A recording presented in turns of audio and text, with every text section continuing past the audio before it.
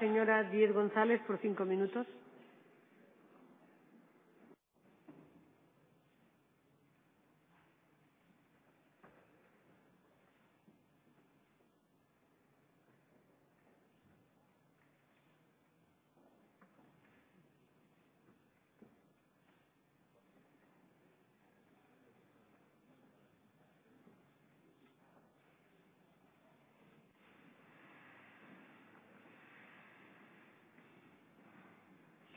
Sí, gracias, presidenta. Gracias por su respuesta, señor ministro.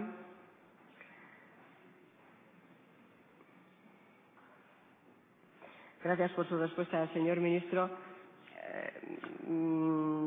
Usted ha mencionado en su intervención, en fin, el concepto de victimización, que yo no he mencionado en la misma, porque yo he hablado del fenómeno de la victimación, porque sé que son dos conceptos distintos, las víctimas y las víctimas tal y como las reconoce hoy nuestro Código Penal y como las reconocen las leyes que usted ha mencionado.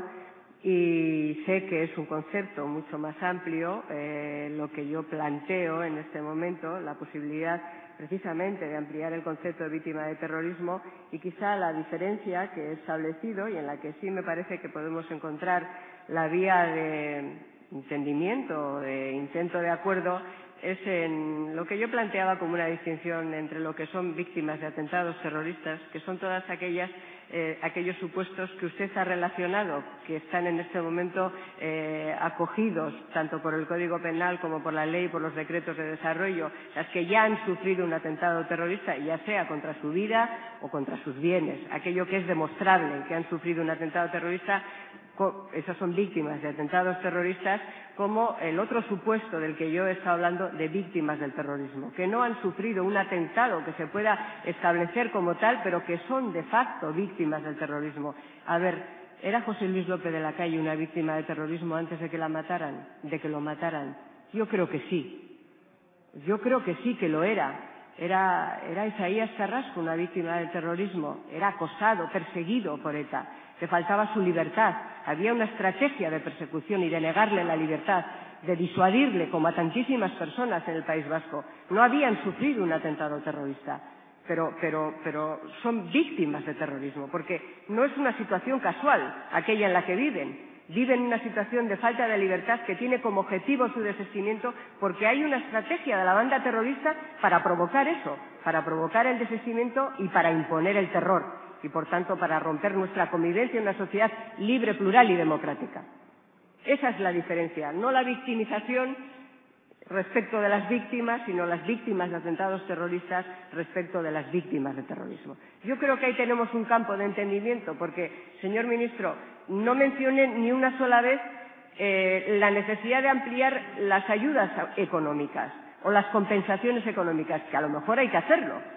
No digo que no, pero no lo mencione ni una vez.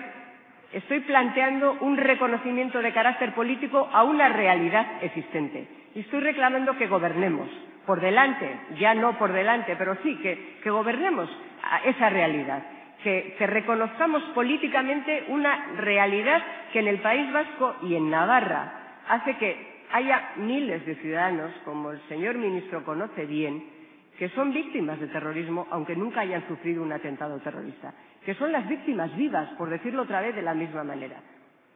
¿Cómo describir todas esas situaciones de las que les he hablado? Volverlas a describir. Las conocen ustedes igual que yo. ¿Hay aquí algún otro diputado vasco como yo? Saben ustedes que eso es así. Entonces, tenemos la oportunidad, y yo se lo planteo. Usted me ha ofrecido la posibilidad de hacer este debate dentro de la ley que anunció usted ayer en la Comisión de Interior y lo ha vuelto a decir aquí, la posibilidad de que hablemos de esto dentro de la ley. Yo acepto esa posibilidad. ¿Cómo no aceptarlo? Pero le quiero volver a decir, o decirlo de una manera más clara, que no estoy planteando esta cuestión desde la perspectiva de apoyar económicamente supuestos que hoy no están apoyados o reconocidos, sino de hacer un reconocimiento político de una realidad que no podemos negar, y que es esa realidad que hace que haya hoy en el País Vasco y en Navarra muchísima gente, particularmente en el País Vasco y en Navarra, muchísimos ciudadanos, muchísima gente que son cotidianamente y en su vida víctimas del terrorismo por el mero hecho de ser demócratas y de defender la democracia y la libertad y la igualdad para todos, no de defender una posición política, porque yo he citado aquí personas perseguidas o he citado grupos políticos perseguidos, los grupos no nacionalistas fundamentalmente, pero también del nacionalismo institucional.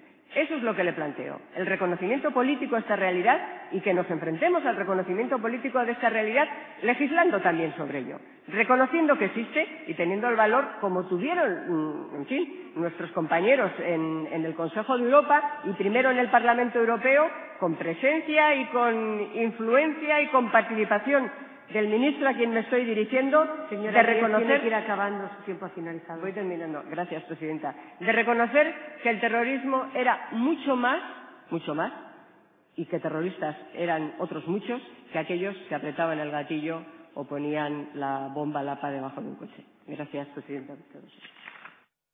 Gracias, señora Díez. Finalmente tiene la palabra también por 5 minutos el señor ministro del Interior.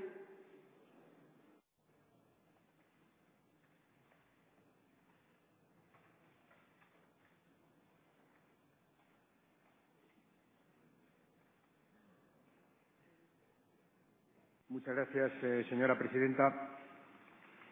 Lamento estar un poco obstruso esta tarde. Vamos a ver si conseguimos precisar exactamente qué es lo que su señoría quiere, porque el alegato que ha hecho desde esta tribuna, pues lo podríamos hacer todos los que estamos en esta Cámara, con más o menos cercanía, con más o menos experiencia, con más o menos sufrimiento a nuestras espaldas, todos, señoría. Creo que habría una unanimidad y que suscribiríamos punto por punto todas las palabras que ha dicho su señoría. Y, por tanto, hasta ahí no hay ninguna dificultad. Ya sabemos, faltaría más, que hay gente que sufre por el terrorismo y que no es una víctima en términos de indemnización porque no ha sufrido daño. Claro que lo sabemos. Fíjese si lo sabemos que muchos de nosotros vamos escoltados. En Euskadi, en Navarra y fuera de Euskadi y de Navarra, muchas de sus señorías. Claro que lo sabemos. Hay quienes pertenecemos a partidos que conocemos perfectamente el sufrimiento de nuestros militantes, de sus familiares, naturalmente que lo sabemos. Si lo que su señoría quiere es que esta Cámara reconozca políticamente que eso existe, yo no puedo estar más de acuerdo. Y creo que no habría nadie en esta Cámara que pudiera oponerse a una pretensión legítima, honorable y, por supuesto, compartible. El problema es el contexto en el que ese reconocimiento político se hace y las derivaciones desde todo punto de vista que ese reconocimiento político pretende. Como no sé cuáles son, pues no le puedo decir nada más que plantéelas usted en el momento de revisión de la ley y tenga por seguro que va a contar con el apoyo, incluso me atrevería a hablar del Partido Popular, en una pretensión del todo punto honesta, como es reconocer que hay mucha gente en nuestro país que ha sufrido, que sufre y que probablemente sufrirá en razón del terrorismo y que no tiene una tipificación administrativa de víctima sencillamente porque no ha sufrido daño material comprobable o porque no tiene sentencia penal a la que acogerse.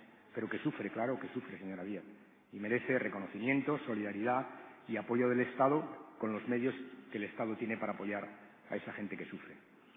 Por tanto, concrételo usted y tenga por seguro que si la concreción va en la dirección que hemos entendido aquí todos, tendrá mi apoyo más fervoroso.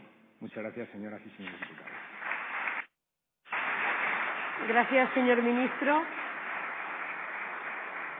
Pasamos ahora a la siguiente interpelación.